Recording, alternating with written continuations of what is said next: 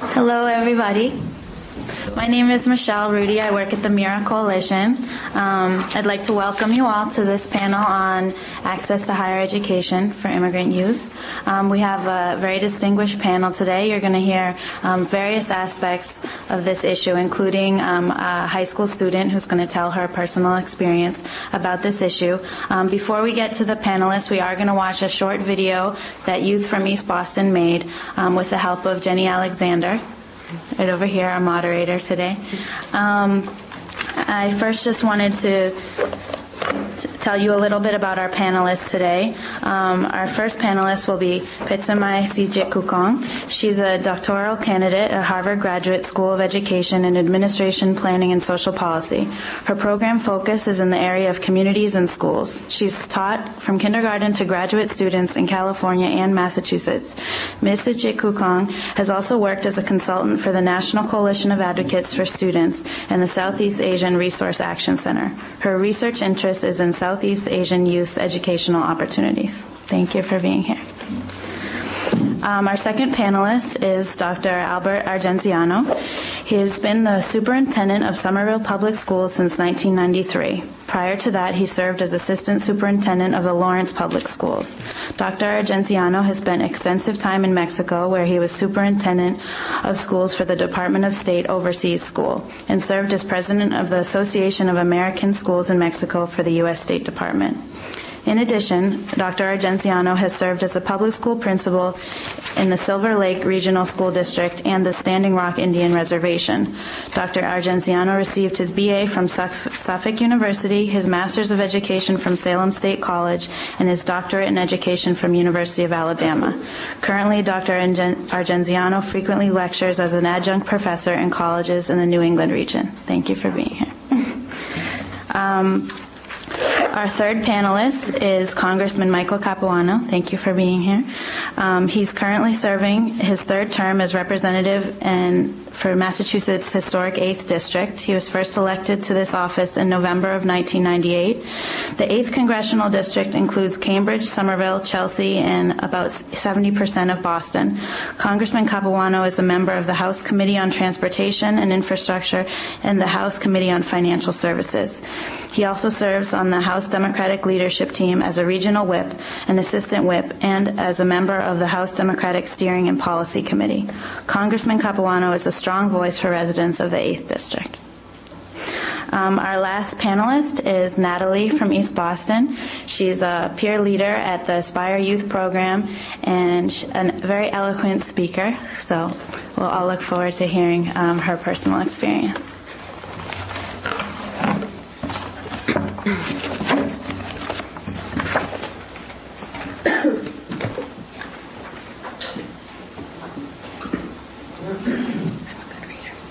Is it showing?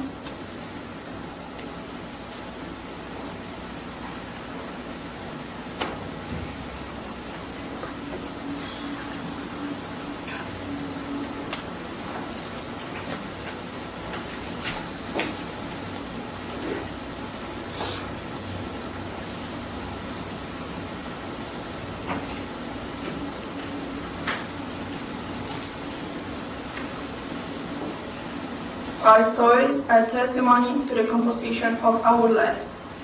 We are immigrant students seeking support and receiving discouraging remarks. We want to study so that we can contribute. Brought by our province, crossing borders, fleeing conflict, hunger, and war to overcome our obstacles. We are intelligent and participate, like any other student. Our goal is to go to college cannot stay in the imagination. Well, I would like to become a lawyer or maybe a dentist. Well, I want to do international business. My dreams are to become a journalist and maybe write a book. I graduated last year from East Boston High School. I was a good student. I had a scholarship for $7,000, but I couldn't get it because I don't have the. I'm living here, so I didn't have that opportunity. I can't even apply to the university that I want because I do not have a social security number. So that's the biggest problem. There's something sad about the fact that young people are being called criminals. Young people who have played by the rules, they went to school, have succeeded, and now they want to continue to succeed by availing themselves of public resources that every other young person is entitled to. We are fighting because we are trying to reach our goals, and the goals is go to college, and that is practically impossible to us to do that right now. Where you come from is much further than where you go. Think about where you come from. Those of you who have experienced the lives you've experienced, you have experienced more in your lifetime than some adults who are 50 or 60 years old. So the way that over which you travel is much further than where you've got to go. El suceso que más marca mi vida es la forma en que salí del lugar donde viví 11 años. Llegaron 5 hombres armados a mi casa y sentí miedo de ver a mi hermano en el piso con un arma en la cabeza, ver a mi hermana arrodillada pidiendo por favor no nos vayan a hacer nada. Me parece es injusto porque en tu propia casa, en tu propio país, el lugar donde siempre has estado, ver ese tipo de cosas. Eso es algo que me marca totalmente la vida y creo que principalmente por eso es que no estoy aquí ahorita. The journey from here started when I was 14. Like you said, my parents made that decision, and I wasn't really happy with it because I was in middle school and I really wanted to finish at least my middle school there. I come from Vietnam. I come here because I got a polio when I was 3 years old. They decided to stay here because, like before, when I go back to Vietnam, the government did not allow me to go to school, and I got a hard time. Like disabled people over there cannot work and live by themselves. Like I want to have the better future. Nuestro grupo se llama Goals y estamos en un centro de jóvenes en East Boston. We are working with the issue that affect immigrants, the state tuition bill and the DREAM Act bill. I passed the MCAS the first time I tried. Right now, I'm in the top 10 of my class. My GPA is 3.6. When I found out that I couldn't go to college, I felt really frustrated. I cried. I'm being honest, I cried. I didn't know what to do. I was so frustrated. How would you feel if you have a dream and then you are walking towards your dream and you see a wall? And even though you try really hard to get rid of that wall, you can't, because there are some things in life that you just can't change like that. So how would you feel if you are one of the best students and then you're told, oh, you know what, stop it right here. Stop it and start working. It's not what I want. That's not what I want to do. So if my dream all my life has been working in something that I love and something that I'm happy, like that's what makes me sad. To think about the things in the future that can't stop me. Some people, they have papers, they don't know what they have because they just don't care about it. They just live like I don't care, and I don't know if I go to college. They don't know us. Like we really want to have papers to go to college. It's in all of our interests to make sure qualified, talented young people can go to college. It's part of the development of our workforce, the growing of our economy, allowing young people who are bright, are skilled, are able, certainly able enough to get admitted into college, to give them the ability to go, the financial ability to go. Not by giving them any special treatment, but by giving them the same right that any other resident of the Commonwealth has to go to the universities of this Commonwealth. Just because we don't have papers, it doesn't mean that we're different than everybody else, and that we don't have that right to have knowledge. The right to have knowledge is for everybody. I think education have to be fair to everybody, even the illegal or legal. Students who have proved their abilities, their academic abilities, and who are capable of continuing their education, there is no bigger injustice than to step in their way to get a higher education. Every decision maker in the state should understand that this is not a gift, that you have earned it. You have earned it with your diligence, with your intelligence, with your perseverance. Why are you closing the doors to opportunity to someone that came here and is trying to look for the best, when everyone in this country is an immigrant?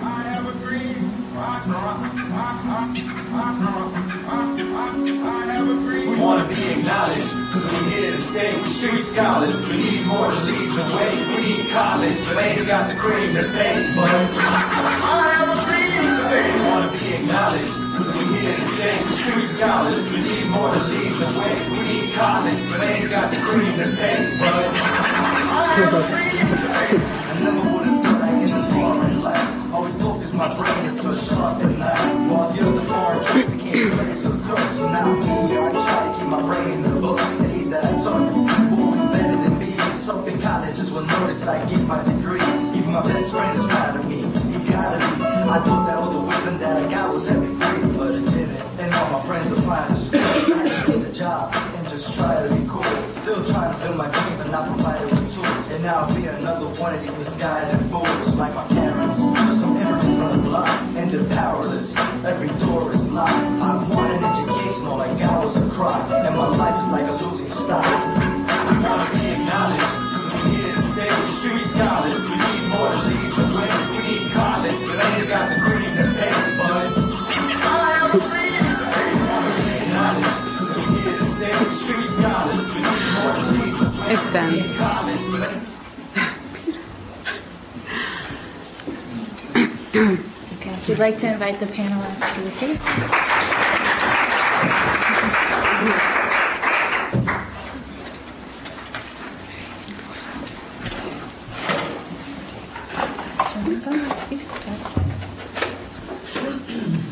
Okay, so each panelist will have 15 minutes to share their information with us, and then we'll move into a question and answer session. So we'd like to start with Dr. Argenciano. Sorry, with Pizzamai. I have my little timer because I know how important it is to stay on time, especially when you have lunch coming soon too. So what does real access mean? My focus of this talk would be about Southeast Asian youth. According to the 2000 U.S. Census Bureau, 85% of Asian Pacific Islanders have completed high school, and 42% of them have bachelor's degree when compared to other ethnic and racial groups. However, these statistics perpetuate the model minority myth. This model minority myth is problematic for two reasons. One, it creates the impression that all Asians fit the stereotype of hardworking students who excel in math and science. And two, that Asian American or Asian immigrants do not need any help or services. However, if we disaggregate this data further to distinguish the Southeast Asians from the East Asians, we will find that 39% Vietnamese, 64% Khmer or Cambodian, 72% Hmong, which are Highland tribe of Laos, and 60% of Laotians who live in the United States have less than a high school degree. And the ones who do hold the college degrees is only 17%. 17% are the Vietnamese, 3% are the Khmer, and 7% are the Laotians. So the question that can come to mind is, here are they saying that all of these Asians are doing so well. We see them at these, tier 1 colleges, but yet the ones that you are seeing could be the fifth generation Japanese American kids who have been here since the early 1900s. They're not talking about the latest wave of immigrants from the 1980s and 1990s. And so when we talk about access, I think that we're talking about access to three different resources: access to people, access to information, and access to finances. And so when we talk about the people, it's like the people in these immigrants' lives, in these refugees' lives. So who are they? They are the parents. And the parents of the Southeast Asians, to understand these families, you need to understand the historical context of which that brought them here. So people have heard about the Vietnam War and how we were trying to stop, the communists. But we don't hear much about what was happening in Southeast Asia prior to the Vietnam War, that there were actually civil wars, just like our Latino American immigrants in Central America, Ecuador, and Peru. So immigrant youth share this common unrest, political unrest, civil disobedience in their own countries, and that their parents themselves may not have the same educational opportunities. If you take the Laotians, 80% of them are subsistence farmers. So if you have a whole country of over 3 million people and 80% of them are farmers, you can likely guess that a lot of them do not have formal education experience. So when these 100,000 of these refugees come over to the United States, they will not have any experience in schools. And the ones that do go to schools actually have gone to Buddhist temples where they learn rote memorization and they learn Buddhist teachings, but they don't learn physics or philosophy or even sciences. And the majority of them don't even have over 6 years of school experience. So when these parents come here, they're not familiar with school systems in general, and they definitely are not familiar with the U.S. school system. They don't know what a parent-teacher conference is, report cards, so they're not able to assist their youth and children in learning. So when normally people are like, oh, these immigrant parents, these Southeast Asian parents don't care, they have other needs and priorities. And it's mainly based on their economics. As farmers, they wanted to survive, and they came here, and so they're going to survive. But with the low literacy rate, they go into low economic and manual labor jobs. And therefore, their time is spent working 2 or 3 jobs, second or third shifts, which makes them unavailable to help out their youth. Another thing is people talk about the cultural roles. And in some Southeast Asian cultures, the parents' cultural role is as a caretaker, not as a teacher. They would say, I didn't go to school. I don't know what to do to help my child learn. If I can't read in my own language, how am I supposed to read stories to them about Dick and Jane or, Frog and Toad in the first grade? Or even read or understand the conference cards or what I need to do to help my kids succeed. So instead, they teach their students a culture of respect. You pay attention, you listen to your teacher, but you don't ask questions because that's not part of it. As a youth in Laos, you don't ask questions, you listen and watch, and then you react. And also, you definitely don't even look at someone in the eye. The fact that, you make eye contact is quite disrespectful. So when these youth then go into this U.S. school system, they're being labeled as despondent or learning disabled. They get placed in special education programs when it's actually they're being what their parents have taught them to be, good Lao students. Besides the culture that they're at home, there is the culture of the U.S. culture, and there's a youth culture here in the United States that is quite different from what they've been taught to at home. So you have to fit in, you have peer pressures, you have mass media that tells you what labels to wear and who to act and stuff like that. So the youth are being confounded at home about what they should be doing, and then when they go outside their school or outside their home into the schools with their peer groups, the peer groups themselves are telling you what to do. And for Asian youth, they only have 2 types of categories that they could fit into. You can belong to the white group or the black groups. There's no other category, and there's no Asian category. And if you're going to assimilate and you want to strive to be a white middle-class person who does well in school, you really disavow your own heritage. You don't speak your native language. You become disrespectful in terms of what your home culture says by talking back to your parents, saying, I want Guess jeans or Nike this, or I want to go hang out with my friends. Whereas if you go into sports, then you're interacting with other people, taking your time away from family, and that's what some youth strive to do.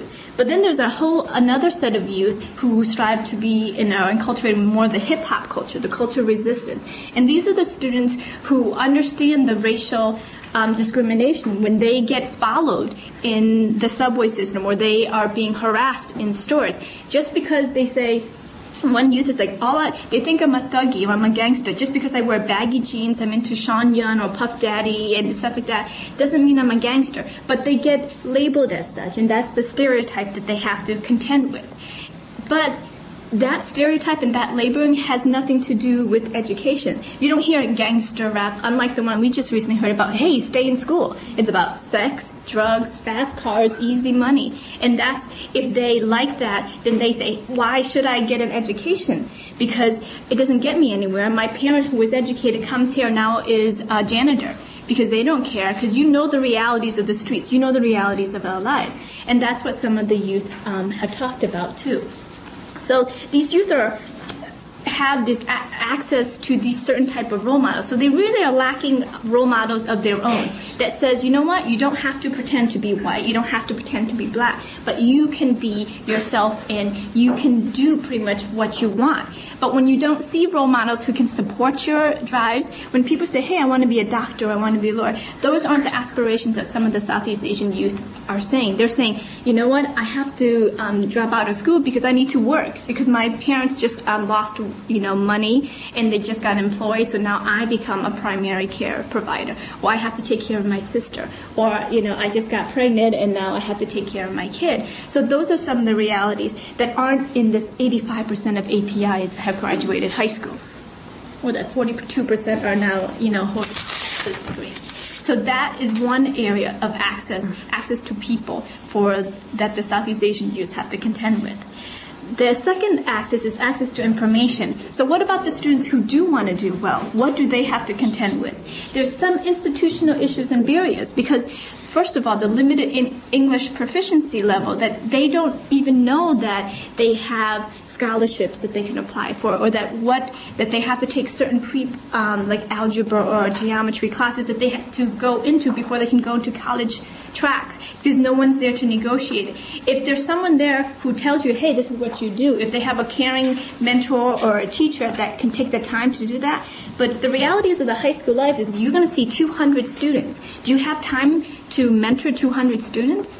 And because that's what the teachers are saying. Listen, I can't do this because I can't watch out for every child who comes through here. I can only help out the kids who know how to access the information and who come to me for help. But if you've been trained that you don't ask for help and that you just follow the system and this is the status quo, then you won't get that information. Another issue about limited access to information is the miscommunication. It's a systemic miscommunication between teachers and parents because we don't have bilingual forms. You don't have bilingual programs now. There are translations in hospital where there's medical necessity. So how about forms that tells you about, if your child is 16, that you can take them through this route, or maybe you need to come to school to understand what probation is or suspension is. No one is doing that. No one's communicating to them. And oftentimes it's the students themselves who have to translate. And they're trying to survive as a student. Now they have to be a translator.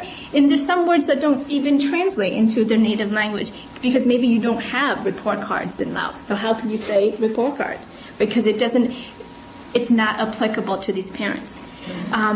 And I've already mentioned that when it talks about access to information, it's also the discrimination they face. And low expectations of some of their teachers. One Vietnamese student said to me, Pitsmai, my teacher doesn't know my name. It's January. I've been in her class for 4 months now, and she doesn't know. She calls me Kim, because that was another Vietnamese girl's name. So you guys are all now Kims. And she says, do all of our Asians look the same? And she's like, I don't look at all the white people and say they're all John or Jane, And so for her frustration level is that because of what the teacher's time, because of the workload and the nature of the school structure, they don't get this human interaction where people know your names and help you out in this type of manner. And so the administrators who see lots of people or lots of students that they go and get tracked, they're in the lower track, they're not going to make it, they don't come to school, they don't have the time to say what's happening in your home life, what's preventing you from coming to school. And the last access is the access to financial help, and that does not need to be further iterated because as low-income parents, you don't have money to send your kids on to college. And as a student, I have always paid for my own education. And so for myself as a Lao refugee, my mom just had to make sure that she could pay her rent And so the parents' priorities is to survive. And so education is a luxury. So for me, my mom thinks, why do a doctorate degree? Does it really matter when I still can't pay the rent? And so for some kids, just like what when Mary Waters had the West Indies, they're like, it doesn't matter to them because it's not applicable to their lives. So when you say, okay, these problems exist, what can we do? And a lot can be done. And so there's some broad recommendations that can be made to policies, to teachers and administrators. And I just want to end with a story about the Southeast Asian youth in Lowell High School. In the early 1990s, if you don't know Lowell has a large population of Southeast Asians. There's over 1,000 Khmer students in the high school alone. And those Khmer students, a group of them got together and said, you know what? We don't want to take Latin or French. We want to take Khmer because we can't talk to our parents. So we want Khmer as a world heritage language. And so what did they do? They got together, they organized, and they themselves learned the process. They went and knocked at the doors. They brought their parents to say, you know what? We want to learn Khmer, and you can help us, and this is what you can do. You can come and attend a school board meeting and show your presence. You don't have to speak the language, but know that when we'll translate for you to these board meetings to say that we can't speak to our parents. And so this is not only a necessity for our own home life, but it also should be a requirement that we can take, that we have a choice in. So they did that. And after that, they actually now have Khmer as one of the heritage languages offered in Lowell High School. They got wind of, wow, that was really powerful. We got part of this democratic process. Now they said, you know what, we don't want to stop there. Then they went on to organize the Southeast Asian Parent Advisory Group. They said, our parents don't know what the school is. They don't know what the function of vice president is. And they said, okay, let's bring our parents in and let's show them what a school is and how it functions. So that was the second success for them. And then the last campaign they did is they said, you know what, we could do all these little things, but to really affect the over 50,000 Khmer people living in Lowell, we need to have some political voice. So they pushed their guidance counselor, who is a Khmer man, Rithi Un, to run for city councilman. And they were out there knocking on doors, doing voter registrations with the Khmer Americans who do have, U.S. citizens and can vote, and they actually got him elected. This past year, it's his third year as a city councilman in Lowell. So all of those things are saying that things can be possible, and the youth can have access and can support such measures. So recommendations of disaggregate the data, let people know how many and who is out there. Promote the studies of these immigrant youth. If you have a large Peruvian group, then make sure that they have an option of taking Spanish as opposed to Latin. Even though, yes, Latin will help you on your SATs, the Spanish will also help them in their own lives. Hire teachers and personnel that are bilingual and bicultural, because they want to see people who they see that are reflective of themselves, who understands their roles and identity crisis, but also may understand their family problems. Like what Rithi Un did for those Khmer students, he can do for other students. Support community-based organizations like EBAC and Aspire, who have a success rate of engaging students, because we're always talking about how students are not engaged in schools anymore. Well, support the organizations who are doing it and who have a track record. VACA, the Vietnamese American Civic Association, Dorchester, also has a track record. Create the parent education programs. Teach the parents their rights and what they need to know. And people who have money and policy know that they can provide those type of access. If the Boston Public School System says they're going to translate it to all the languages, in Farsi and Tagalog and all this, then this would help. And then definitely just create new systems of financial and technical support so that when students have done their job and have been diligent about their academic course, and that's what the track that they want to go on, make sure that they have the financial means to do so. Great. Thank you. If you could please hold your questions until the end. After everyone has spoken, we'll be able to ask each panelist questions. So now we're going to move to Dr. Argentiano. I'll let you know when you have 5 minutes and when you have 2 minutes left, okay? Thank you. Thank you very much. Good morning and welcome. The topic that I was asked to talk about is what do I tell my graduating seniors, and to just briefly give you some background. In 1970-71, I became a K through 12 principal on Standing Rock Indian Reservation in North Dakota. And when you're on an Indian reservation, I worked for the city of Solon, so if you looked in an atlas, you would see Solon, North Dakota, 198 people. And they don't count the Indians, the 5,000 Sioux Indians who live on the Indian reservation. They're not counted. And one of the things, looking around, I'm probably the oldest person in the room, looking around the room, it brings me back to 1970 when I walked the halls of 1913 Solon High School, which is in the central part of an Indian reservation. And they had photographs of each graduating class from 1913 lining the walls. So it would be an 8x10 photo, so it would be like a double-decker to get all of these years in. And in 1970, when I arrived, I walking around and starting in 1913, and I went up to 1970, and there wasn't one Indian face in any of the photographs. So I asked the question, they don't graduate, they just drop out. So being who I am, and you don't know who I am, except for the gentleman on my right who knows who I am, because he was part of the school committee that hired me, I made sure in 1971 that out of the 24 graduates, 10 of them were Standing Rock Sioux Indian students. And to my left, I enjoyed what she was talking about because we taught U.S. history first semester by the standards of Washington, Jefferson, and Jackson, and then second semester we taught it by Chief Joseph and Crazy Horse and Sitting Bull. So we would have their photographs, and we would use Indian materials to talk about U.S. history. So I can relate to what you're talking about at Lowell High School because I tried that in 1970, 71, and 72. In the decade of the 80s, I worked for the United States Department of State, and I ran American schools in Spanish-speaking countries, and my base was Mexico, where there were 16 American schools throughout the country, and my 4 sons had to do exactly what the 2 students to my left had to go through because they had 6 months. Right now, in Massachusetts, we're supposed to teach students English in 1 year.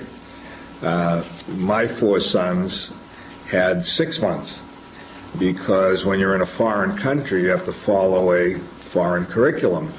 So at all American schools, even though we have the American style, American philosophy, American program of studies, at noontime, the switch went to English, history, math, and science, and Spanish because we're guests in a foreign country. So my 4 sons, who are all bilingual, 2 of them actually use the Spanish language on a daily basis in their work, but the first year I was a persona non grata in the household because especially my youngest 2, who were in the 2nd and 3rd grade, to do Ciencias Sociales and Ciencias, it was extremely difficult for them to verbalize, to write papers, and they probably to this day still haven't forgiven me for putting them through that torturous exercise of 6 months and out.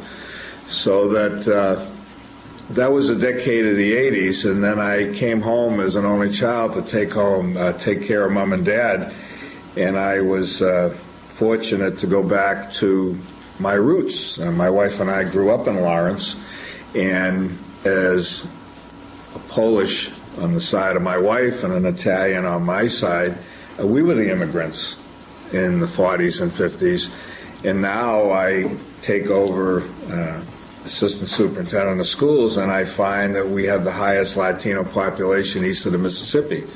85% of the students in Lawrence are Spanish speakers, which then led me to my present job in Somerville, where we have Brazilian, Portuguese, Latino, Haitian Creole, And in the last 5 years, a tremendous influx of Punjabi, Indian students. And we do have Bosnian, Czechoslovakian, Southeast Asian, we have Asian, but our 4 targets right now would be Brazilian Portuguese, Latino, Haitian Creole, and Punjabi is probably our 4th target language. And 49% of my students come out of a home that English isn't spoken. And when MCAS first passed, even members of my school committee said that, our minority population and our vocational students will never pass MCAS, which I thought was disgraceful for even my own school committee to say. And being aggressive and assertive, I took them to task on it. And naturally, the first year that MCAS took place, 49% of my students failed. And there's a thing called Somerville Pride. Maybe they have it somewhere else, but in Somerville, I use Billy Taylor's song in 1979, "Only the Strong Shall Survive." If you haven't heard that song, grab it. It starts off, he talks about what his grandmother told him, and then he leads into actual lyrics and music about only the strong shall survive. And that's what Somerville's all about. So we took the 49% failure and we did before school, 7 to 8, after school, and Saturdays. And all of my vocational students would come in on Saturday morning, the ones that failed. And if you walked into one of the shops, you would find KISS 108 on, and you'd say, how are these kids going to learn it here with the music going and the coffee and the donuts? But there's a software package from Riverdeep, and I would recommend it to any of you who work with young people who need to pass MCAS. Riverdeep has this outstanding software. And last year, the first year, 03, we graduated Tufts University Field. Every vocational and bilingual student, except for 2 out of 398 kids, walked across that stage. So we had 49% failure out of a class of 398, and only 2 didn't cross the stage. One of the 2 passed and crossed the stage in August, and the next one we're waiting for the results of the December retest. So it can be done. So what do I tell my seniors? There's a way, and we'll find you the way. For a year and a half, I was the only superintendent out of 300 Massachusetts that signed up for the intuition bill that came out of the Education Subcommittee yesterday locally. And Michelle was telling me before this meeting that Carla Bear, who's a superintendent in Lowell, is having the superintendent sign on. Urban superintendents, there's 21 of us, and I'll end with this because I think it's extremely important. There are 21 urban superintendents, and we meet on the first Friday of the month, which is today. And my assistant is there, and I'm here. And the 21 urban superintendents, we meet on a number of issues, but in relation to question 1, which is a very important question,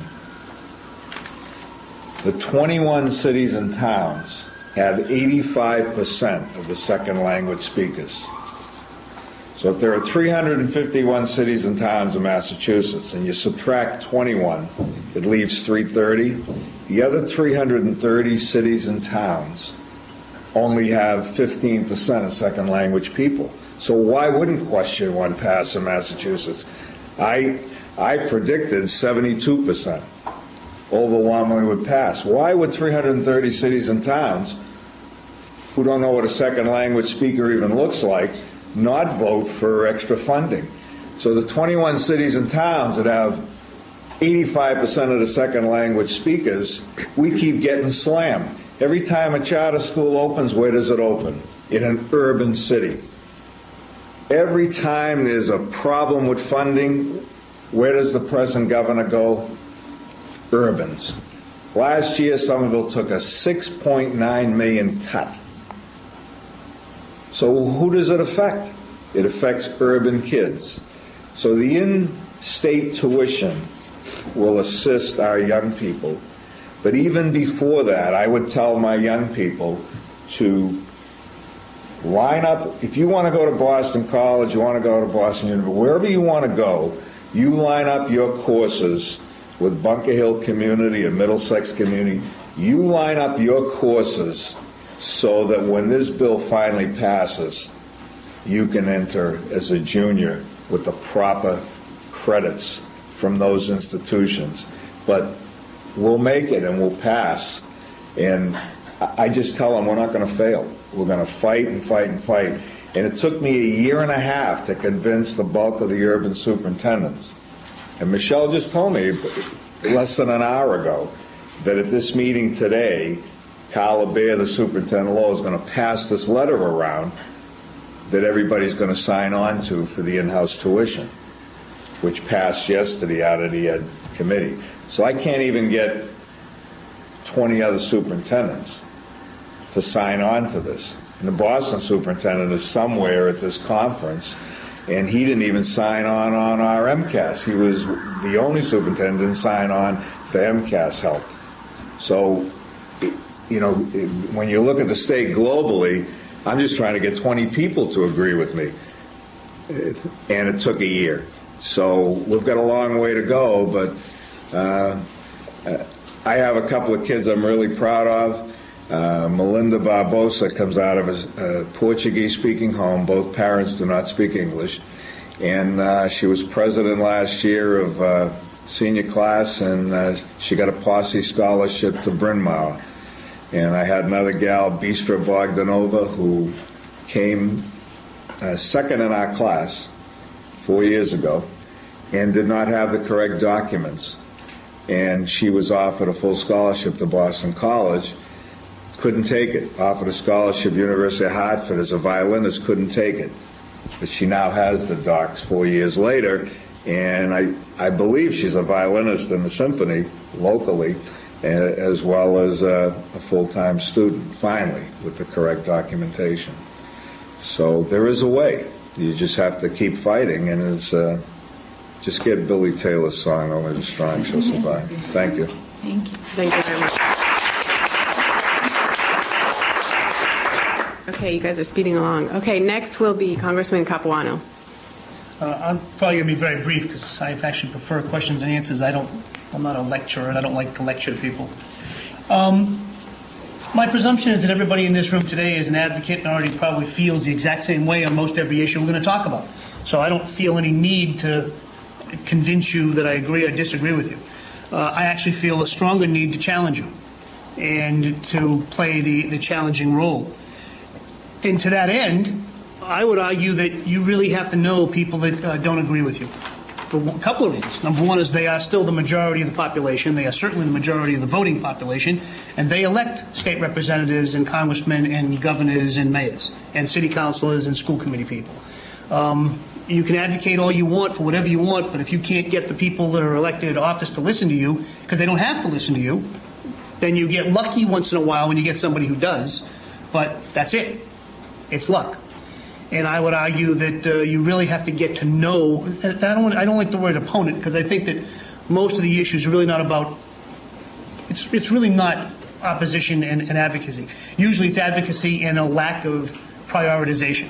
I've been in elected office in one capacity or another now for over 20 years, and I will tell you that your priorities may not be my priorities of the day. Not because I don't agree with you, it's because I've got 10 other people in my office before you that have important issues on health care, they have important issues on international issues, they have important issues on whatever, housing, whatever, jobs, you name it, everybody has an important issue, and I may not be thinking about the issues you're concerned with on that given day, or that week, or that month. And it's not because I don't necessarily agree with you, it's because we all get pulled in 1,000 different directions, usually in ways that we want to go. Do I want to cut transportation funding for the MBTA? No, I want to do what I can to keep it going. Oh, right, okay, I forgot. There's immigration issues too. I'm okay with that. Oh, you're talking health care. That's what happens. And it happens on every level. And actually the people that actually get to the point where making the decisions, the bigger decisions, get pulled in more directions. School committee people get pulled in school committee directions. City councils get add trash and fire departments and police departments, add that to them, and et cetera, et cetera. You understand what I'm trying to say. So as you advocate, number one, know the people you're talking to, know what they're dealing with. And number two, understand that that very few, some politicians, some elected officials will come in with a position on one item because they feel that way. But most of us don't. And it's not because, it's partially because we're elected by you, and we understand that most of us feel our job is to reflect the desires of the majority. Now, that doesn't mean that we take our complete free will away and just stick it in a closet. It's some combination thereof. And most people who get elected, I've found, on every level, do generally reflect the general opinions of the people that they represent. It's not a secret. Not always, and you'll only get some people who don't, but some people that I've served with throughout my life that completely come at almost every issue differently than I do, it amazes me. But the truth is, I could never get elected to dog catcher in their district, and vice versa in my district. But yet they represent, in Congress, 650,000 people somewhere. And they get elected just like I do. And that means that their opinions are generally going to be reflective of their constituency. If that's the case, you have to understand it's not just them. And, I deal with people all the time. I disagree with George Bush on just about everything he does, on every level. But whether I like it or not, he got elected. And whether I like it or not, he probably does represent the opinions in general of the majority of Americans. Now, does that make, I can sit here and say, well, he's ignorant. That make me feel good for the moment, but it doesn't accomplish what I want to accomplish. I can sit here and say, oh, the public made a mistake. Well, maybe they did, but so what? If I want to change things, I have a choice. I can sit here and complain, or I can get up and do something within the system that exists, because it's the only way that I know how to change things. Now, certainly change has occurred outside the system, and that's fine, but I honestly don't know how to do it. I'm not Mahatma Gandhi, and most of us aren't. I'm not Martin Luther King, and most of us aren't. So for me, I'm stuck, and most of us, I think, are stuck at trying to change the system from the inside. And that requires advocacy in a thoughtful manner. Part of that on these issues is to understand that there is a majority of people that don't have a clue what ESL is all about. The other part of it is to also understand that there are people who do that actually disagree with you. I'm a product of a family. I grew up right across the street from my grandfather. I don't know how to speak Italian. But that was his choice. It wasn't society's choice. It might have been society's influence on him to do that. He told me, you're in America, you speak English. I don't know if that's right or wrong.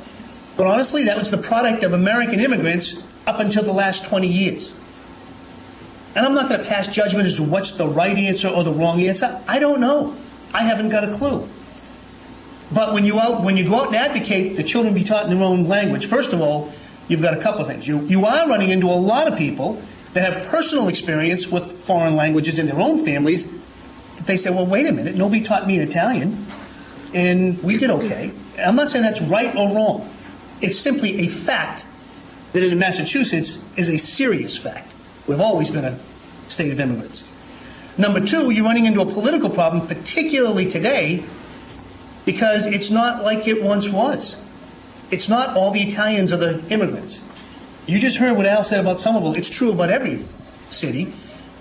It is not generally one group that comes. It's 50 groups. And even the people, I will tell you that one of the problems that whenever there's a new wave of immigration, there are always cultural problems that generally result in some form of violence amongst young people.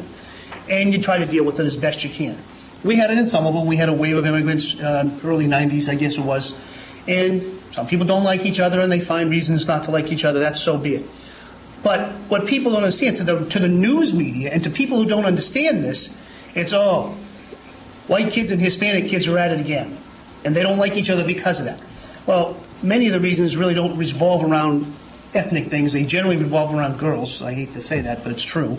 And I shouldn't say it's true. It's been true in my experience. Maybe it's true in other different, but that's what it generally turns out to be.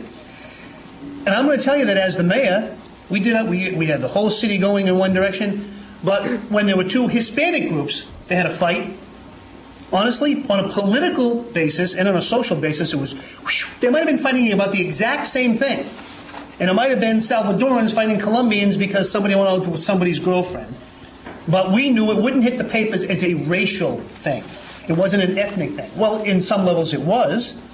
You know, the El Salvadorans didn't like the Colombians because somebody said something about somebody's mother or whatever the reasons were. But if it was the exact same situation with whites and Asians or blacks and Hispanics, it's a big racial thing. And the problem is that too many people don't understand that these are not broad brush issues. And you cannot address them with broad brush statements. You can try and you can advocate for that.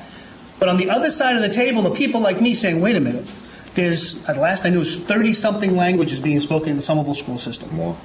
50. Pick a number. Do you really think, and I'm just using Somerville because it's what I know and it's a small city, it's not a wealthy city, do you really think that Somerville Public School System has the money to hire bilingual teachers in every one of those languages? And yet still fulfill all its other obligations? To hire counselors in every one of those languages? It's impossible. It is fiscally impossible. So which ones become more important? We look at numbers. We used to look at numbers. I presume we still do. The Punjabi thing actually was starting to happen as I was Annie's mayor, but it continues to grow. What happens? You have to run out. All of a sudden, you have 500 kids in the school system that speak Punjabi. You tell me, where do you go and get a teacher who's qualified to teach math that speaks Punjabi? And how many are there? Plus a counselor, plus an English teacher, plus a history teacher, et cetera, et cetera, et cetera. And then what happens if the next week or the next year you get a wave of immigrants from wherever that speak a completely different language or I'm not saying it's not a worthy goal. What I'm saying is as you go about these advocacy roles, understand that there are very real limitations, and I think that it's only fair to understand that. And I've always argued that advocates have a certain responsibility to be irresponsible. I understand that. I think that's the role. Your job is to push people like me. But understand that you can only push so far. And when you get to the point where you think you've pushed far enough, I think you then have an obligation to become part of the solution. Okay, you're right. We need to address these issues. What can I do? How many qualified 30-year English-only speaking teachers at Somerville High do you want me to fire? Good teachers. They just don't happen to speak Punjabi. Do I fire them? And I'm not saying that if that's what you advocate, fine. But understand that there are very real ways and real problems that you face when you get beyond simple advocacy, when you want to apply whatever it is you come up with as a solution. So, again, to me, it's not so much, I'm not here to convince you about anything. I kind of figure that my best role, and actually the way I could have the most fun today, was to challenge you a little bit and push you up against the wall just a little. Okay, thank you very much. So we'd like to open up now for, oh, sorry. Okay, next we're going to move to Natalie. Good morning, my name is Natalie Morales. I'm a senior at East Boston High School. I'm 17 and I'm from El Salvador. I came to this country when I was 10 years old. I have TPS, which stands for Temporary Protected Status. TPS was granted to Salvadorians after 2 earthquakes in El Salvador in January and February of 2001. I studied really hard in school because I wanted to become a professional. My GPA is 3.8, and I passed the MCAS the first time I took it. When I was going to my freshman year, I got a scholarship to attend a college awareness program at Regis College. At this program, they talked to us about going to college. I have also participated in RALA, which stands for Rotary Youth Leadership Award. I'm a member of Summer Search, National Honor Society, and I work as a tutor for Aspire, an after-school program in East Boston. My goal is to be a business administrator.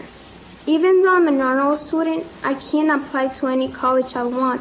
For example, Norwich University was my top university, and they won't accept my application because the first requirement is to be a U.S. citizen.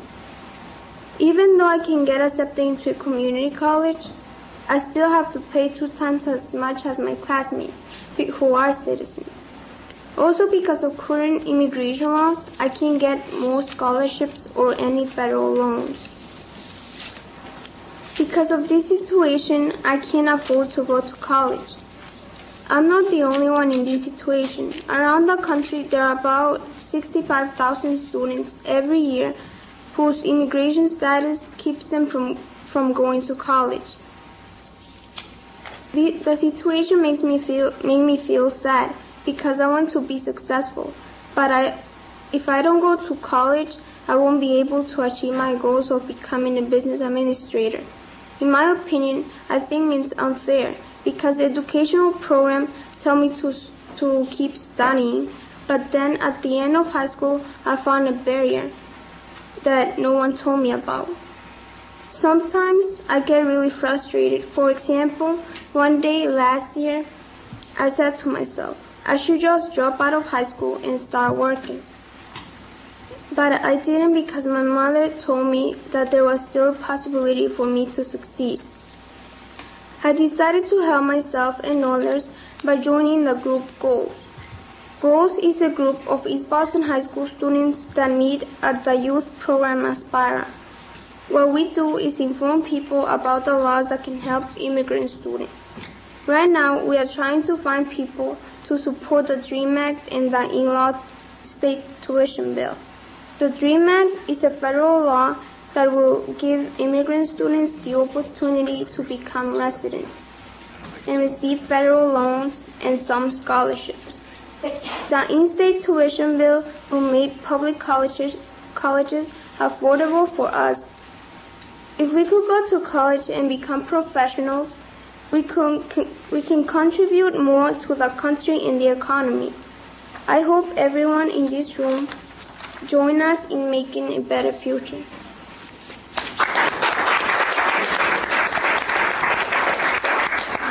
Thank you, Natalie. Very good.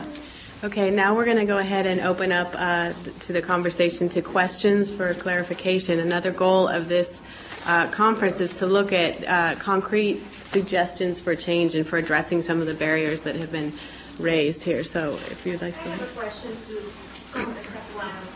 I mean, I work at Cambridge Community Services, which is a nonprofit organization, and I run an internship program for bilingual high school students, and which we help them with access to higher education, and we run into this same problem over and over and over again. I've been doing this job for 10 years, and it's extremely frustrating. And every time I go to events like this, I feel like we're preaching to the converted. You know what I mean? It's like the same people come to the same event, people who are already agreed. You say, talk to people who do not understand. Where do we reach these people? How do we get involved to reach that community that don't get involved in these events, that don't agree with my point of view or with the experience that I have had working with immigrant students? Which congressman should I be approaching so they can hear my opinion or have other people to bring them to them? Like you are for that, and there's so many people in Cambridge and Boston, I feel that do agree with my point of view. So what do we do? Well, first of all, let me make it clear. I support the DREAM Act with serious reservations. And I want to be honest about it. I mean, I've signed on to it last year. I'll sign on to it this year. My reservations are pretty simple. It's one thing. How is it? And I met with some people in the room today. I'm going to ask the same question I asked right at the beginning. Do you believe that any country, not just the United States, any country should control the number of people, not who or what, but the number of people that come in and go out of that country, period? Forgetting all the reasons and who they might be, or do you think that all borders, should just be open for people to come and go as they please? And you have to answer that question in your own heart. If you believe that borders should be open, well, fine. You're going to find most people disagree. And I would disagree. I believe that borders should be controlled. for lots of different reasons. And I'm not going to talk about terrorism and all that stuff. That's easy stuff. I'm talking about pure economics. Pure economics. If our borders in this country were just open for anybody and everybody, we would be flooded and our economy would, I won't say it would collapse, but we would be lowered dramatically. The existing standard of living that attracts so many other people and that we have on our own would decline, because for every job there'd be, not instead of 1 or 2 applicants, there'd be 100 applicants. And that would lower the standard of living in this country, I think, almost overnight, to the same standard that most other countries live by. So that being the case, if you agree that our borders should be controlled by numbers for economic reasons, that doesn't mean everybody's in, everybody's out. That's not what I'm saying. How many people can we absorb? I'm going to leave all the questions about who they should be, what country they should come from, all the other equity issues out of it for the moment, because that's where it gets tough. But then the legitimate question is, how many people can this country absorb? And I don't know the answer to that. I'm not so sure there's an easy answer to that, but I think it's a fair question to ask. Once you start asking those questions, you come up with a number. That number will always be exceeded. If you say this country can absorb 1 million people a year, you will have 1,000,001 looking to get in. If you say this country can absorb 10 million people a year, you'll have 11 million people trying to get in. And somebody's going to say, not you. And hopefully the reasons they say, not you, are fair and reasonable and can be reasonably accepted by the general public. I would argue that's not the case now, but that's a different argument. I'm trying to make it simple. And if there's going to be a limit, there's always going to be somebody who's going to think they're unfairly treated. And that person will probably find a way to get here. Getting to America, for the most part, is not all that tough. Our borders are porous, and they will continue to be porous.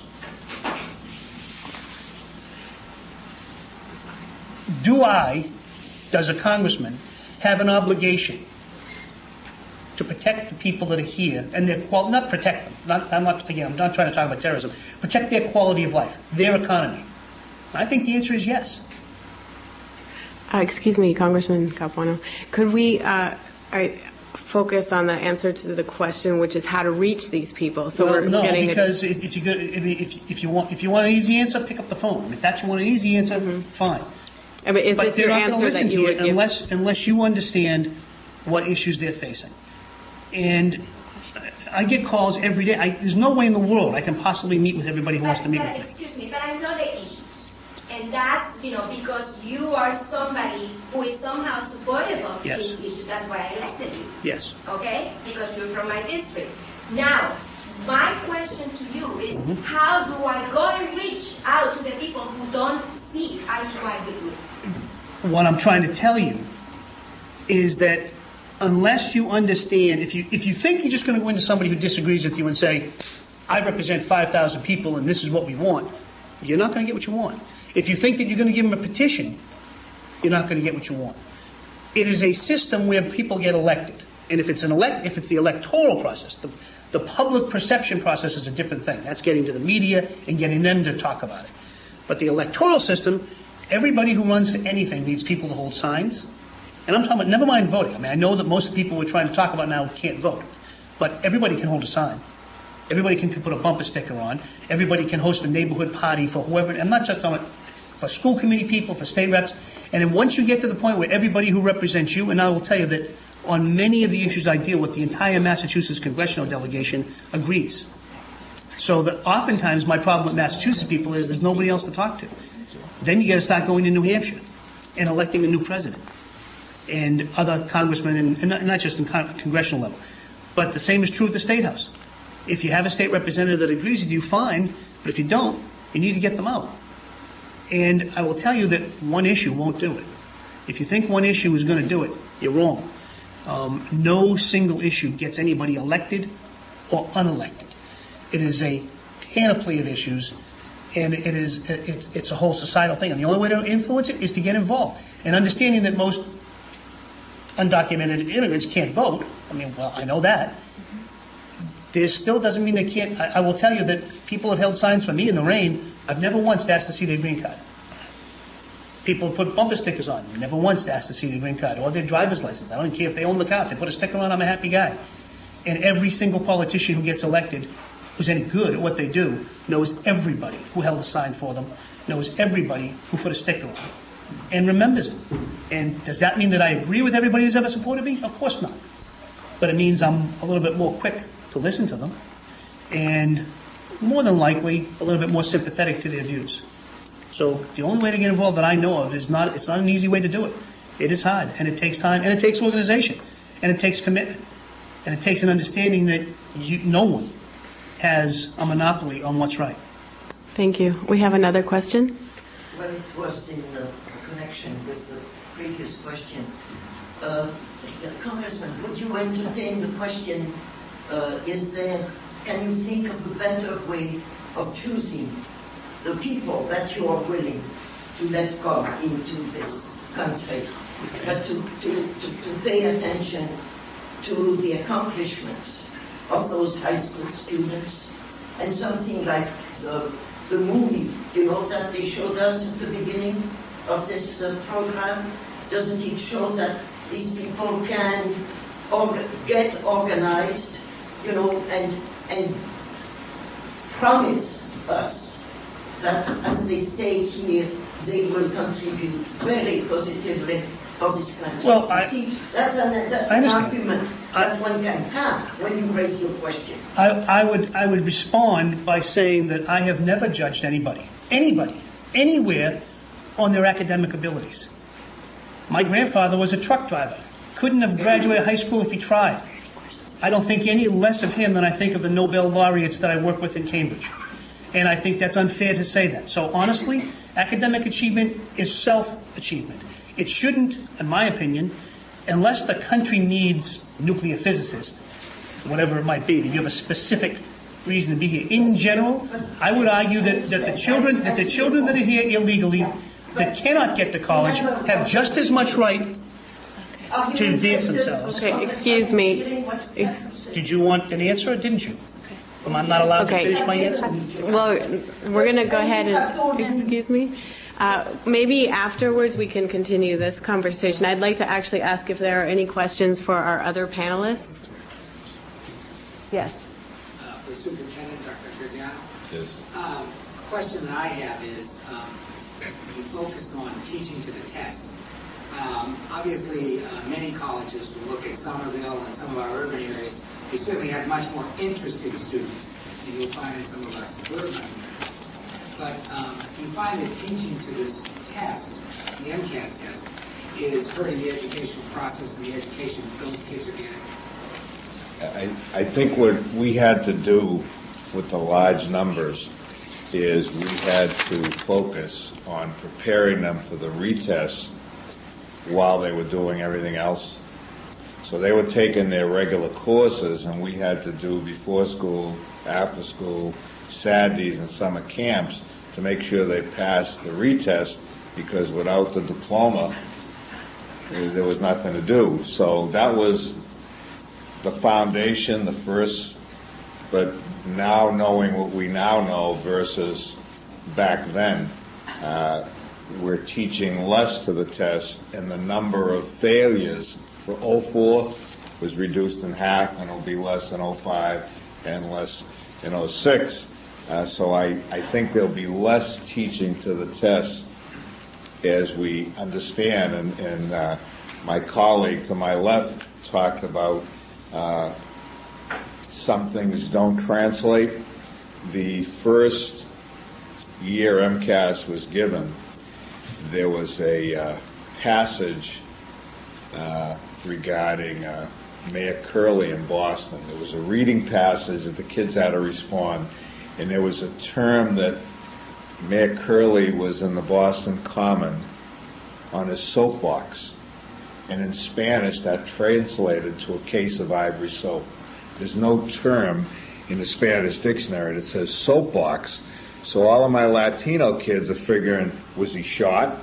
Why was he standing on a box of soap? I mean, you think about it, it's funny, but they all failed. A whole group of my sophomore kids got 0, 0, 0, 0, all the way down on those 9 comprehension questions because they didn't understand the term soapbox. So, they have to take into consideration little things like that. But that whole group of kids fail that portion of the test. So if I have a large group of Latino kids, and Springfield does, and Worcester does, and Lawrence does, of course they all failed. So I think you'll find less teaching to the test as it goes on.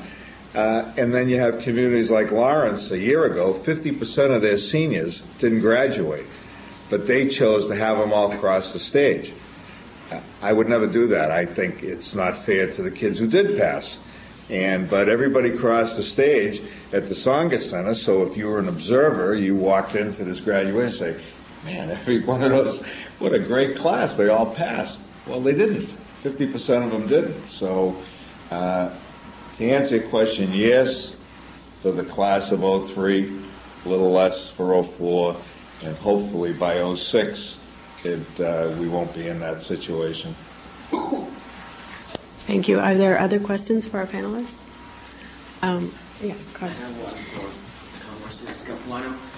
I think you said that you can see each point of everyone. Like if I tell you my problem or her problem or everyone's problem, you cannot resolve each one of them or every one of them. So you were saying before that if the country, how many people could it allow? So many in this country, so many of ours, like teenagers, kids, we didn't know, we didn't make a choice of either of us we want to go to this country, we didn't. It was our parents' decision. Not every one of our parents speak English, most of them don't. So really my question is, let's talk about economy here. All the students that are going to drop out, supposedly, or they're going to finish high school and they're not going to have a future, or going to a university or anything, what is the country going to do to help them? Because I know that the country is going to have a need for lawyers, it's going to have a need for politicians, for nurses, for anything. You're going to name it, there's going to be a need. Not now, because this is a problem that is getting huge. It's like a snowball. It's getting bigger and bigger. So this is not only that it's not going to be affected by the majority. It's going to be affected. Maybe not now, but years from now, it's going to be affected. And the country's going to have to see, because all these people are not going back to their countries because they have left when they were kids. They're not going to go back 10 years from now and say, yeah, let's start back in my country. I don't know nothing about my country. Because we're being creative at this culture. We're absorbing everything. We're talking like you guys. We're looking at your system. We're doing the things at your way. So my real question is, are you really thinking of, like you said, you're the one that supports the bill, supports the laws. So are you going to really think, because the thing that I really kind of sort of understand is that you think it's not going to be an issue. It's not going to make an issue that's going to affect majority. Do you think it's going to affect majority years from now? And how is it going to be taken care of? I support the law for the reasons you just said, because it is unfair. I presented one side to be a little argumentative, but the reason I'm supporting is the reasons you just said. I understand the unfairness to kids who didn't make the choice. Part of my other concern that I didn't get a chance to finish earlier is that when I do this, let's say that the act passes tomorrow, which I'm not so sure it is, but it's a different issue. Let's assume the act passes tomorrow. What does it say to the parents of a 12-year-old child looking to come into this country illegally that's not here yet? It says, if I get there, my child will be able to move up the ladder, which is exactly the reason most immigrants come to this country, is to make themselves a little bit better, but more importantly, to make life better for their kids. And what have we done? One argument would be, we have said breaking our laws, coming here illegally is okay. You'll be fine. And so that's part of my concern. And that is not good for the country in the long run if we just ignore our own laws and for all intents and purposes open up the borders and tell everybody, come on here, once you get here, your kids are fine. As far as what's good and bad for the country, I pretty much guarantee you there will be lawyers, there will be doctors, there will be nurses, regardless of an individual, any individual. So that argument doesn't wash with me. Do I think it's going to affect the majority? Absolutely do think it's going to affect the majority in lots of different ways, both directly in the economy as to how many people we need. That's the argument. We haven't had this discussion today. I think that this country has bad immigration laws because we haven't acknowledged the fact that our economy needs so many immigrants. And we kid ourselves about it. So I think if we did that, there would still be people who wanted to come tomorrow because they weren't the ones chosen to come here. So that's and again, I've emphasized my concerns about the law. I haven't mentioned the fact why I support it. I support it because of all the reasons that have been mentioned here today. And on balance, more often than not, when I vote for or against something, it's not because something is all good or all bad. It's how much good is it and how much bad. In this particular instance, for now, I think it's okay. I think it's good. But what happens when we pass it today? Do you honestly believe that 2, 3, 5, 10 years from now, there won't be a whole new wave of undocumented immigrants from all over the world who will be asking the same exact thing? Of course, but that's the history of this country. Well, no, the history of this country is not to make it... It's the history of immigrants. No, that's not true. Very early on, there's been immigrants coming to this country, and there are laws Through that have been changed. through the legal system. Through the legal system. Only a handful of times has this country ever... I know that. That's what I just said. I just said that. But this country does not have a history of supporting illegal immigration. It does not. It's only done it a handful of times. Less than a handful. So what's the history? The history is a history of immigration. No question about it. Of course I am. That's how I got it. I'm not a Native American. I didn't come across in the Ice Age bridge. I know that. But you tell me, a generation from now, when your kids are purely 100% American, my kids have 1/4 Italian blood in them. They have no clue what it means to be an Italian, except they have a last name Italian, so everybody thinks they know about Italians. What happens then? Who's going to protect them from the new wave who want their jobs and want their seat in college? And not protect against. How do they merge the two? How do they meld the two? If you don't see that, I tell you, you're doomed to have nothing but arguments with people, and probably unsuccessfully so. Thank you. Are there other questions for our panelists? Yes. I just make one comment about that. The point that I can really agree with you on, Congressman, is that what drives immigration to this country is mostly the market, the job market here. And when we are talking about immigration, well, we have to also look at the fact that if all illegal immigrants were forced to leave the Boston area today, we wouldn't have one hotel, not one hospital, and not one nursing home that could function for even an hour. I agree. So as long as that situation goes on, then it behooves us to do something to see that the traditional routes to moving ahead in American society are also open to the people who are providing those jobs. And I think we can't change the economic structures of the country, and that as long as that situation exists, and it will always exist, then we have to keep on keeping the country's laws up to date, or else we need to take a big black cloth and cover the Statue of Liberty with it. I totally agree with everything you just said. I think one of the things that the DREAM Act argument is missing is it doesn't have a component to argue to fix the laws that we have so that we can meet our economic needs with people who are able to get documents. And I think that's the big, honestly, if I had to pick one thing that's wrong with the immigration laws, that's it. We have our head in the sand about how many immigrants we need to keep this country going. But again, even if we didn't, even if we pulled our head out of the sand, there's still a finite number. I don't know what the number is, but whatever it is, and they'll still have a problem because others will be attracted, because we do have the greatest economy in the world, and that's a wonderful thing. But how do we maintain the greatest economy in the world? Are there other questions? Congressman, I just wanted to say that I am a resident of Somerville, have been for the past 5 years, and I know one of your constituents. And I just wanted to comment that I consider myself Asian American. I don't consider myself American. And if you ask a Latino person here if they consider themselves American, they'll say, no, I'm Latino American. Now, if I ask a white person in this audience if they consider themselves American, they will say yes. There is no racial distinction. And although this country, as much as we like to say it's a melting pot, it's really not a melting pot. There are still distinctions that are made. And it's acts like this, the DREAM Act, it's very important because it allows some of the barriers that, I hate to say it, you put a face to it, it's minorities. It's not necessarily, it's a color issue sometimes. And it's affecting people with brown skin, black skin, or yellow skin. And I'm just, I understand the immigration issues. I understand that, but I wish more politicians would come out and say, okay, I support the DREAM Act because of the goals of the act, and there should be no reservations because the policy is it's gonna erase some of the barriers. I agree with everything you just said, but I would argue that I wouldn't argue. I'd put a caveat to it that I think that the racial issues and the ethnic stereotypes are the reasons that our immigration laws are so bad in general. And again, I would then argue that if our immigration laws were legitimate and worked, not legitimate, but fair, and met all the needs that this country needs and were fair, then we wouldn't, not that we wouldn't need a DREAM Act, but then the DREAM Act becomes almost moot.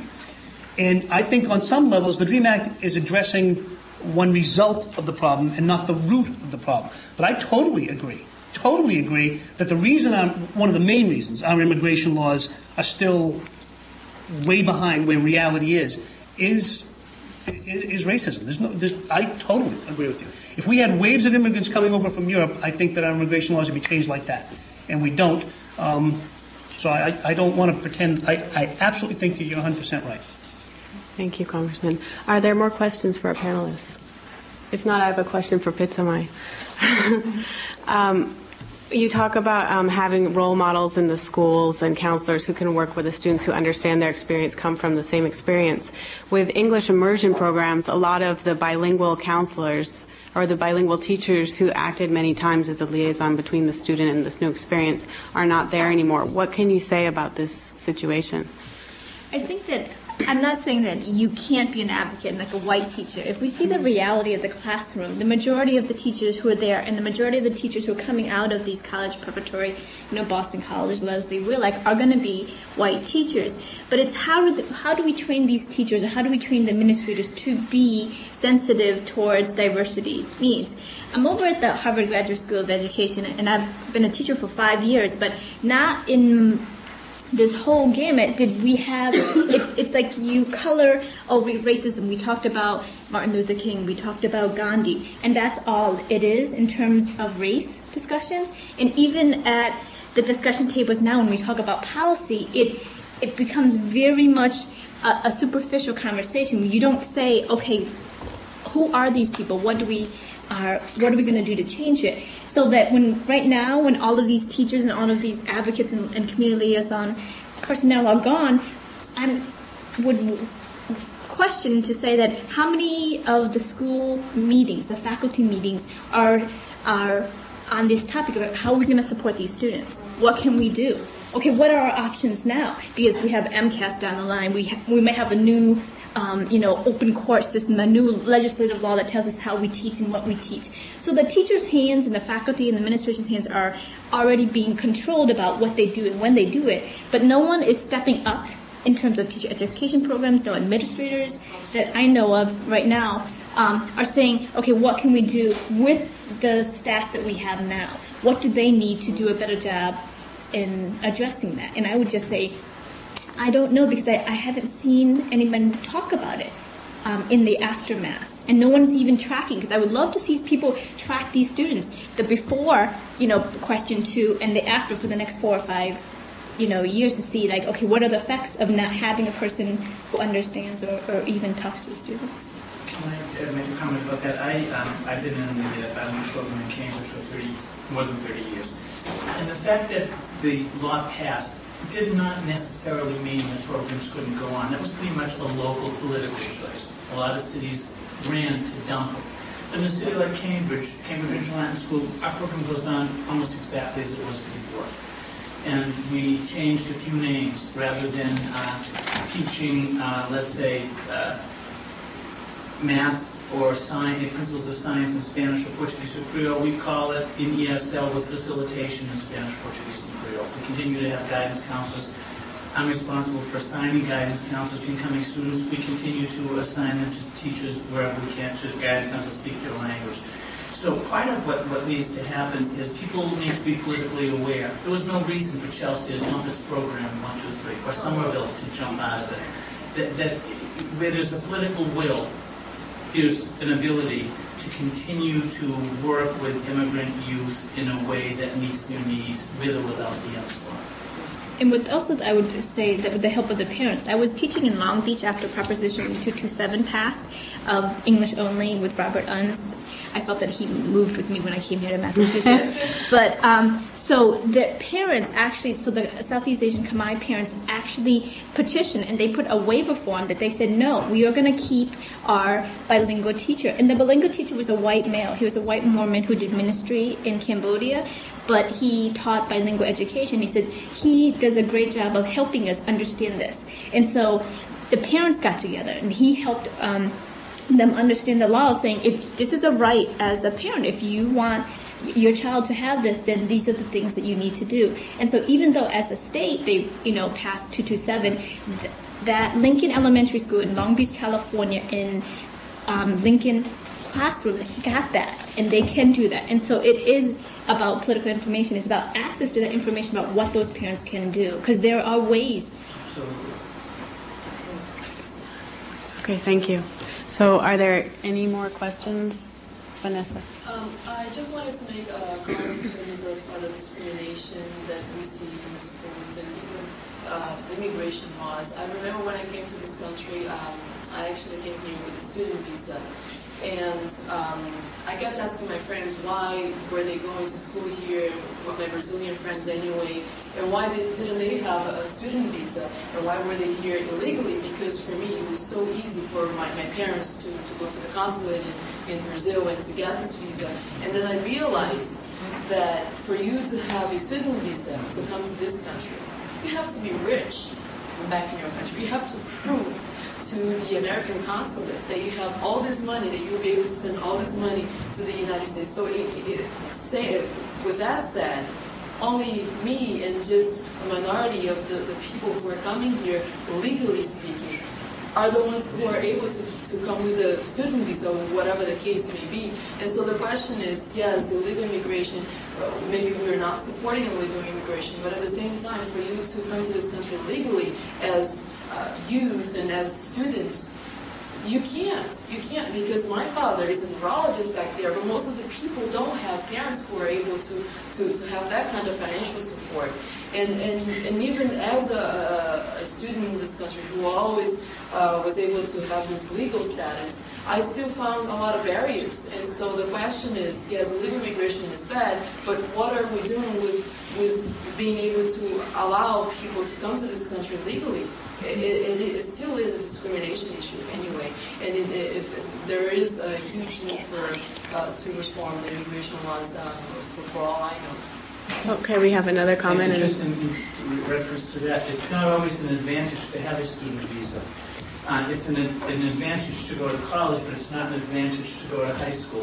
When we get students that don't have any documentation, we don't ask any questions. But if somebody comes with a student visa, we have to charge them tuition, so you have to pay $18,000 a year to go to Cambridge Regional Latin School if you come with a student visa. And we have students from Korea that actually are doing that. So it's at the high school level or at the elementary level, you're better off not to have a student visa. You only can really use a student visa in college. So none of the laws make sense. Okay, thank you. Well, we'd like to thank our panelists for coming today. And